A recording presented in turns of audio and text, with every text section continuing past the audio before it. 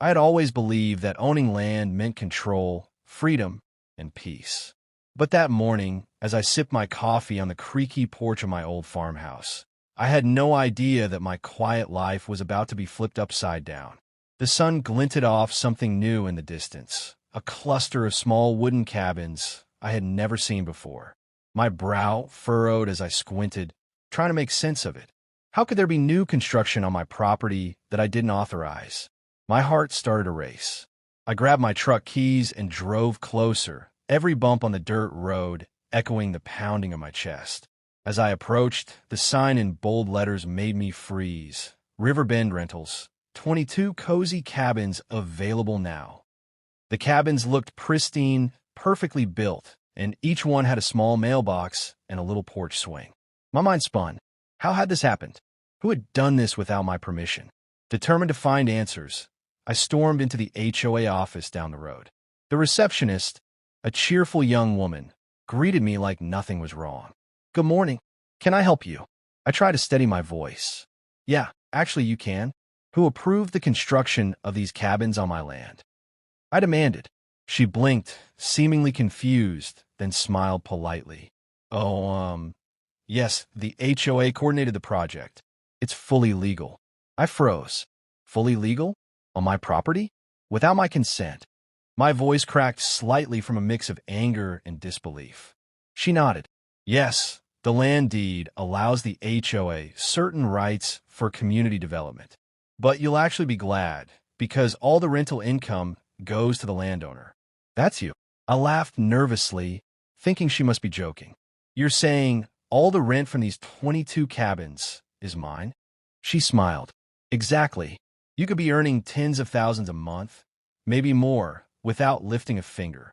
The news hit me like a lightning bolt. My jaw dropped, and my mind raced through a million calculations. For years, I had struggled to make ends meet. The mortgage, property taxes, repairs, I had been barely scraping by. And here, right under my nose, a passive income empire had been built without me even knowing it. 22 cabins, fully furnished, tenants already signed up, rent automatically deposited. I had to pinch myself. Was this real? "Wait a minute," I said, pacing the office like a caged animal. "How did I not know about this? Why didn't anyone tell me?" The receptionist shrugged. "It's all part of the HOA's development plan. We thought you'd like a surprise." I felt a mix of frustration and gratitude, but mostly I felt stunned. I spent the next few hours walking through each cabin, inspecting them. They were immaculate, rustic yet modern, each with a tiny kitchen, a cozy bedroom, and even a small fireplace. Guests were already arriving, booking weekends and vacations. Some cabins had handwritten notes thanking the HOA for such a beautiful retreat. I could hear laughter, the clink of dishes, and the occasional bark of a dog. And somewhere inside me, I felt something I hadn't felt in years: hope. By midday, I had a notebook filled with calculations. Even at a conservative estimate, the rent from these cabins could pay off my debts within a year. My imagination ran wild. I could finally fix the farmhouse, maybe take my parents on a trip, invest in the local community. I even started dreaming about future projects like building a little fishing dock or a tiny cafe. The possibilities seemed endless. But while excitement surged through me, a nagging question lingered. Why did the HOA never inform me? Was it negligence, secrecy, or a calculated plan? I had always been careful with my property, reading every letter, attending meetings, yet somehow this entire development slipped through my fingers. It felt surreal, like I had woken up in a parallel universe where my dreams had quietly come true without me knowing. It was at that moment, standing in front of cabin 11 with sunlight bouncing off the polished wooden floor, that my phone buzzed with notifications from my YouTube channel. Curious, I picked it up. Hundreds of new comments were pouring in. My audience had noticed something exciting in my previous videos about my land adventures. And then I realized I had a story that people would love. A story about a complete shock, a life-changing surprise, and a little twist of fate. I turned the camera on and started filming, my hands trembling with excitement. Guys, I have something unbelievable to share with you today. You won't believe this, but the HOA built 22 rental cabins on my land without me knowing. And get this, all the rent is going to me. I paused, letting the words sink in. My heart raced. Can you imagine? 22 cabins already booked, my passive income just skyrocketed. I leaned closer to the camera, eyes wide with disbelief. Question: from which country are you watching? Don't forget to like and subscribe so you can follow this wild story with me. I smiled, feeling connected to the unseen audience that had been following my journey for months. Their support always gave me courage, but today, it felt like they were sharing in my shock and joy. After filming, I stepped outside again, gazing at the cabins, and felt a strange mix of emotions: gratitude, confusion, excitement, and a tinge of anxiety. This was life-changing, but it was also overwhelming. How would I manage all this? Could I trust the HOA completely? Should I hire a property manager? Or try to do it myself? My mind spun with possibilities, and for the first time in a long while, I felt a spark of control over my life. As the sun began to set, casting a golden glow across the cabin rooftops, I knew one thing for certain: nothing would ever be the same again. My life had shifted in ways I couldn't yet fully understand. But the question that haunted me as I drove home that evening was simple. How do you go from zero awareness of a fortune sitting on your property to suddenly being responsible for it all? Overnight? Little did I know, this was just the beginning. There were surprises, challenges, and unexpected twists ahead. Twists that would test my patience, judgment, and even courage. And as I sat in the quiet of my living room that night, I realized one truth. Sometimes life hands you a gift in the most unexpected, shocking, and unbelievable ways, and you just have to figure out what to do with it. The next morning, I woke up to the soft chirping of birds outside my window, but the calm of dawn did nothing to ease the whirlwind of thoughts racing through my head. Overnight, I had gone from being an ordinary landowner to suddenly holding the keys to what felt like a small empire. I was still processing the reality that all 22 cabins, each fully rented and generating income, were mine. Yet, as the excitement slowly settled, I began to notice the subtle complications hidden beneath the surface. My first stop was the HOA office again. I needed answers. If all this was legal, if the rent was indeed mine, I had to understand every detail: leases, tenant obligations, maintenance responsibilities, and more. Walking into the sleek, air-conditioned office felt surreal compared to the rustic landscape of my farm. The manager, a middle-aged man named Mr. Hargrove, greeted me with a cautious smile. He clearly understood why I was overwhelmed. "Congratulations on your new income stream," he said. "I imagine it's a lot to take in all at once." I nodded, still uneasy. "It's one a lot.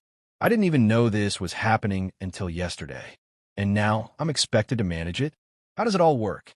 Mr. Hargrove sighed and motioned for me to sit. "We have a property management team that handles bookings, cleaning, and basic maintenance. Rent is collected automatically and deposited in your account. Overnight?" Little did I know, this was just the beginning.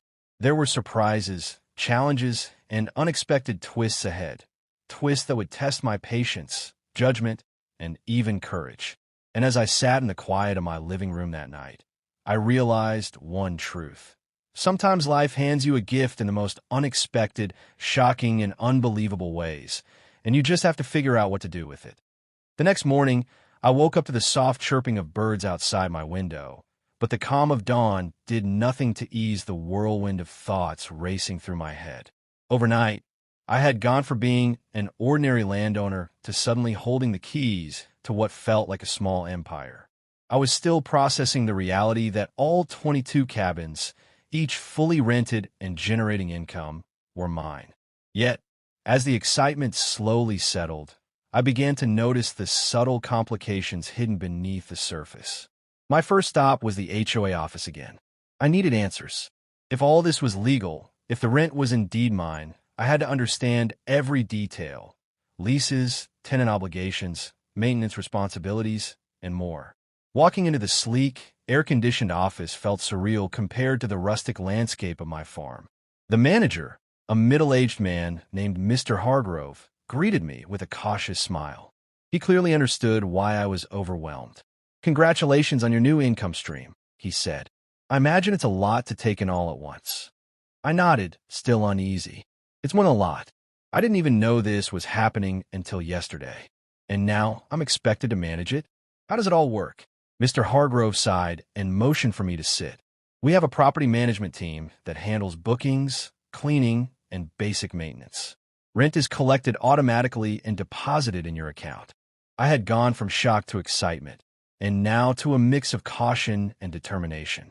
My mind kept circling around the same thought. Owning this land, this property, and suddenly being responsible for dozens of people's experiences was a challenge unlike anything I'd faced before. Over the next week, I dove into the details. I called the HOA repeatedly, asking about lease terms, insurance, and liability issues. I learned about the rules I could enforce, the upgrades I could approve, and even how to adjust rental prices if demand increased. With every call, my confidence grew, but so did my awareness that there were hidden risks.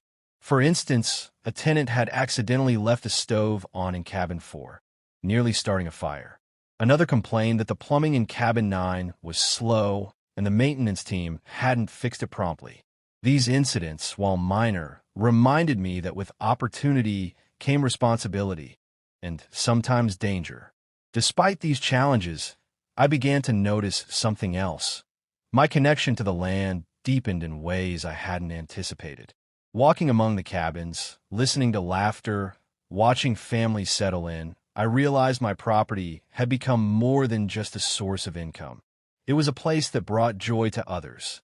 That sense of purpose outweighed my anxiety. I began sketching ideas for improvements, small enhancements that could make the experience more enjoyable. Flower beds near the porches, better lighting along the pathways, and even a communal fire pit for evening gatherings. One afternoon, as I walked past cabin 18, I noticed an elderly woman sitting alone on the porch, looking lost. I approached carefully. "Hi, I'm a landowner," I said gently. She looked up, surprised, then smiled weakly. "Oh, you own all this?" she asked. I nodded. She sighed and explained that she had rented the cabin to escape the stress of caring for her sick husband in the city. Her gratitude and quiet joy touched me deeply. I realized that my property wasn't just generating money. It was giving people moments of peace, happiness, and even healing. That evening, after the sun dipped below the horizon, I sat on my porch watching the warm glow of lights flicker from the cabins. My mind reflected on the week, the unexpected fortune, the challenges, and the new responsibilities. I understood now that this was no longer just a story about being surprised by wealth. It was a story about growth, about learning how to manage something far bigger than myself, and about discovering that my land could touch lives in ways I had never imagined. By the end of Section 2, I had accepted one undeniable truth. While the cabins had brought me financial relief, they had also brought me into the lives of dozens of people who depended on my decisions, my fairness, and my care. I was no longer just the owner of land. I was a steward, a problem solver, and someone who had to balance opportunity with responsibility. Little did I know, the challenges I faced were just the beginning. Beyond maintenance issues, tenant disputes, and financial calculations, there were unexpected twists looming. Hidden conflicts within the HOA, secret plans by neighbors, and even potential legal battles. What I had initially thought was a simple, life-changing windfall was about to become a roller coaster ride of trust, betrayal, and revelation. And as I looked across my property that night, the shadows stretching across the cabins, I realized that the real story, the part that would test me, push me, and ultimately define me, was only just beginning.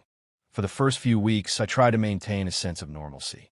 I followed up with tenants, approved minor upgrades, and even started dreaming of building a small cafe near the cabins. Life felt surreal, but in a good way, like I had stumbled into a secret world I didn't know existed on my own land. Yet, despite the beauty, I could feel a tension simmering just beneath the surface. Something didn't sit right with me, and the feeling only grew stronger after a phone call from Mr. Hargrove one rainy afternoon.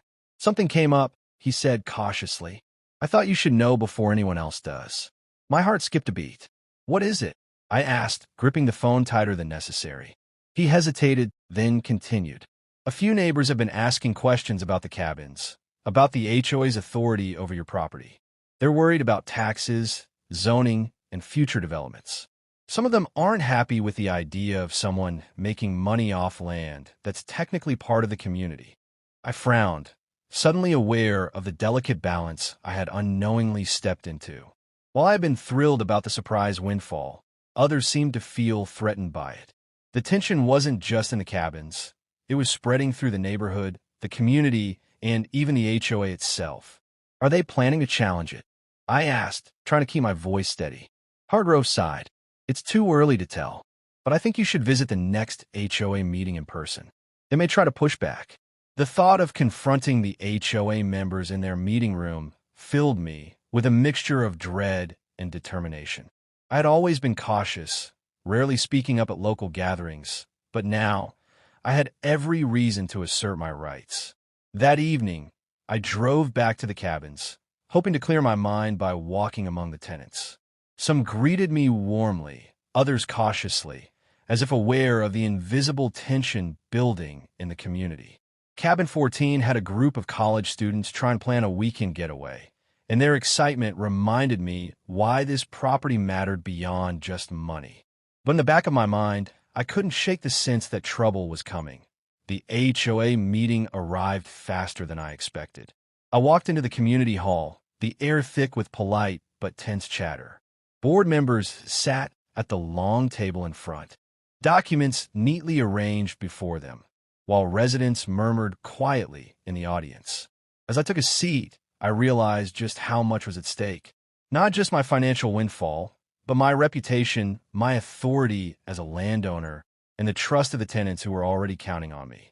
The meeting began with the usual procedural topics: road maintenance, landscaping, and upcoming events. But then, the chairwoman turned to me. We'd like to address the cabins that have been built on your property, she said carefully, her tone professional but guarded. I felt every eye in the room shift toward me, some curious, others skeptical.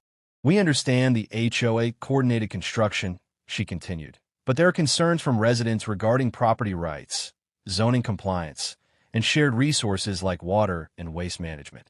We want to ensure that the landowner is fully aware of potential liabilities. I swallowed, choosing my words carefully. I appreciate the HOA's work, and I am grateful for the opportunity, I began. But I want to make it clear that I am fully aware of my rights as the landowner, and I intend to manage my property responsibly. I am committed to working with the HOA, but I will not compromise the integrity of my land or the experience of the tenants who are already here. The room fell silent for a moment, and I could see a mixture of surprise and respect in their faces. The meeting, however, was far from over. As I scanned the room, I noticed a man whispering urgently to the chairwoman. Later, I learned his name was Gerald, a neighbor who had long been skeptical of the HOA's authority. He stood up mid-meeting. I believe there are irregularities here, he said sharply. Who approved this development? Did the HOA overstep its authority? And more importantly, will the landowner be held liable if something goes wrong? His words sent a ripple through the audience. I felt my stomach tighten. I had gone from stunned disbelief to cautious excitement, and now to active management, problem solving, and navigating complex legal and social dynamics. This property was no longer just land. It was a responsibility, a challenge, and a test of my resolve. That night, I stepped outside, the cabins glowing warmly against the darkened landscape. Despite the challenges, the laughter of families, the distant hum of music, and the faint scent of wood smoke reminded me why I had fought to protect this land. It wasn't just about money. It was about life, growth, and opportunity. I knew that as long as I stayed vigilant, remained fair, and trusted my instincts, I could navigate the storm ahead. Little did I know, the greatest twists were yet to come. Beyond HOA disputes, tenant conflicts, and potential legal hurdles, there were hidden agendas, secret alliances, and perhaps even betrayal from those I least expected. The story of these 22 cabins, once a surprise windfall, was rapidly evolving into a complex drama of trust, power, and survival. And I was at the center of it all. The weeks following the HOA meeting were some of the most intense I had ever experienced. Every day brought a new challenge: tenant disputes, maintenance emergencies, and subtle political maneuvering from neighbors who seemed determined to test my resolve. Yet, through it all, something remarkable was happening. I was learning how to navigate complexity, how to assert authority with fairness, and how to transform what had once been a shocking surprise into a sustainable, thriving community. IT started with small victories. I personally oversaw repairs in cabins that had maintenance issues, meeting with tenants and contractors to ensure everything was done properly. I implemented a clear communication system, sending tenants monthly updates and responding promptly to complaints. Slowly, the trust began to build. Tenants who were initially hesitant began to approach me with gratitude and even suggestions for improvements. One couple from Cabin 12 suggested a small communal garden near the cabins. Another family requested a fire pit for evening gatherings. Each suggestion I implemented strengthened the sense of community, and I realized that the cabins had become more than just a source of income. They had become a home for fleeting moments of happiness for dozens of people. Meanwhile, I had to address the lingering HOA tension. Gerald, the neighbor who had voiced opposition during the meeting, continued to monitor my every move. He questioned minor adjustments I made, raised concerns about water usage, and even hinted at potential legal challenges. But I refused to be intimidated. I reviewed every contract, every deed, and every HOA guideline meticulously. I learned to negotiate firmly, yet diplomatically, gaining allies among other HOA members who respected my knowledge and dedication. Slowly, the opposition lost momentum, and I realized that confidence and preparation were more powerful than fear or hostility. Then came the unexpected twist. A group of investors approached me with an offer to purchase the cabins and the land. They promised higher returns, full management, and expansion plans. At first, the offer tempted me. The numbers were staggering, far more than I had ever imagined earning. But as I looked at the cabins, the laughter of families drifting from porches, and the warmth of lights glowing at night, I realized something crucial. These cabins were more than numbers on a spreadsheet. They represented joy, freedom, and the power to change lives, even my own. I declined the offer, knowing that the true value of this property wasn't just monetary. It was personal, emotional, and deeply rooted in the community I had come to cherish. The transformation wasn't only external. I had started as a stunned landowner, clueless about the surprise fortune under my nose. Then I became a cautious manager, learning the ropes of tenant relations, property maintenance, and HOA diplomacy. Now, I felt like a steward, a protector, and a leader. Each cabin represented a responsibility I had grown to embrace, and each tenant interaction reminded me why this unexpected turn of events had changed my life. I felt pride, not the pride of wealth, but the pride of creating stability, happiness, and opportunity from a situation I had never anticipated.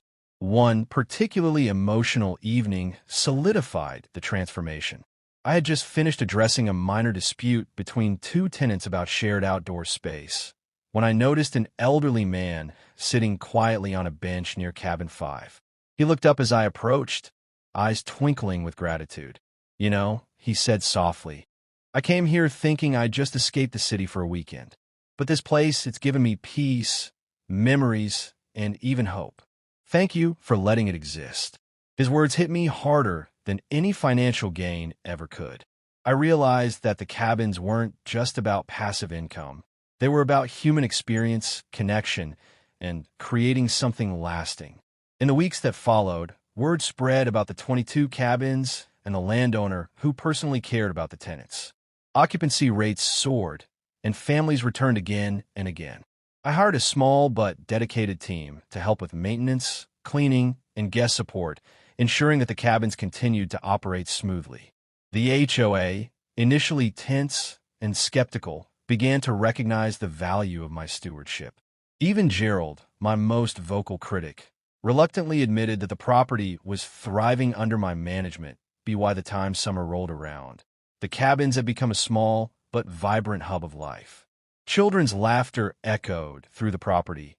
Couples celebrated anniversaries on cabin porches, and travelers discovered the piece of the land I once thought I simply owned for myself. I would often stand on the farmhouse porch,